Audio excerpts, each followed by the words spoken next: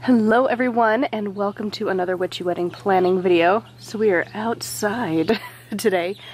I decided to take our hand fasting cords, bring them outside for a minute and talk about things. So this is how I blessed our hand fasting cords. Obviously you could change it up, but this just to give you an idea, because I've seen a lot of people say, oh, to bless them, and then they don't really tell you what to do. So this is what I am doing. You'll probably hear my dog in the background and birds and inevitably probably traffic and dogs of the neighborhood, but here we are. So I decided to do ours under the full moon, but you could do it at whatever time works best for you. So obviously create your sacred space, cast your circle, do whatever you normally do, call your deities, elements, all that good stuff. Then I lit a white candle and said, tonight is the night of the full moon. We gather to perform our magic under the light of the powerful moon as our ancestors have done. This is a time to manifest our desires and remember that we as witches are responsible for our lives. So I did do a little bit of prep work. I guess I should have mentioned that. I did paint the symbols of the runes onto the crystals before the ritual. I didn't attach them, but I did paint them beforehand, so I should have mentioned that. But the runes I painted, I did Feihu, and that's on the I attached them to each cord. I mentioned that before, but I did Feihu for mine, Theresa's for mine, and what was the other one? Burkano. And then for my future husband, we did Wunyo and Ingwaz and Othel, or Othel, however you say it. And then our third one, which is to represent our upcoming marriage, we did Gibo, Yara, and Elhaz. I have a video talking about why I chose those ones, so check that one out. I also picked the love oils that we currently have. I had the Witch's Moon box delivered forever, so we had a bunch of just ones we could use. So I picked out, I think it ended up being 4, like Aphrodite, Bliss, Freya. Like, they just had ones that was like, oh, this would be a good love one, so I used those. There are plenty of books out there on love oils to make, or you can just go to a local shop and buy them. And then I used fresh rose petals. There are a number of rose bushes in our area, so as you can see, even in this frame, there is a rose.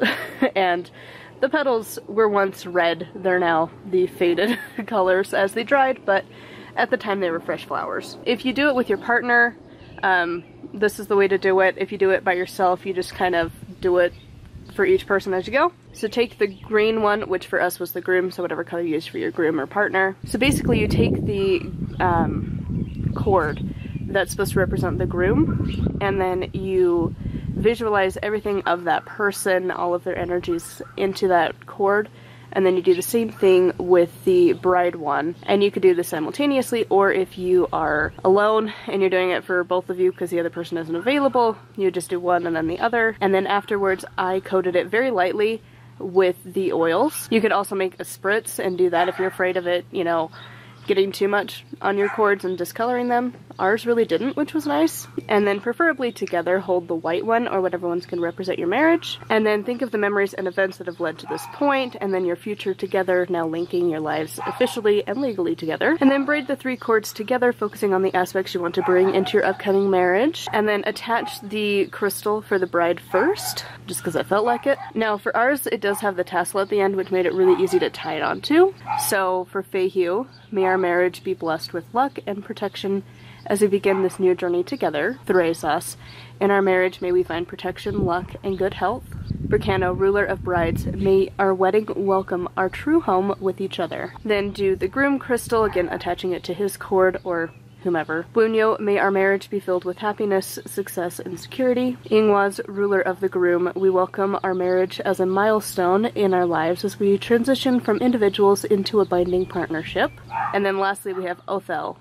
May our marriage bring stable prosperity and kinship between our 2 lines of ancestry as our families become one. And then lastly, attach the crystal for the marriage one. Gibo, may you bless our marriage to be an equal exchange of energy and successful partnership. Yara, may our marriage be balanced and always energized. And then lastly, we have Elhaz. May our marriage protect our connection and friendship. And then what I did is I left this under the full moon in the fresh flowers for 3 nights. I was going to do it 3 times because we do have, at this point when we had done it, 3 full moons before we get married. I don't know if I feel like I really need to recharge it, having left it under the full moon for 3 nights, but it's entirely up to you, and then end your ritual as normal. So specialty drinks, specialty food, grounding, close up sacred space, all that good stuff. So hopefully this was helpful. Hopefully it gave you guys some ideas of just how to actually bless your hand fasting cords.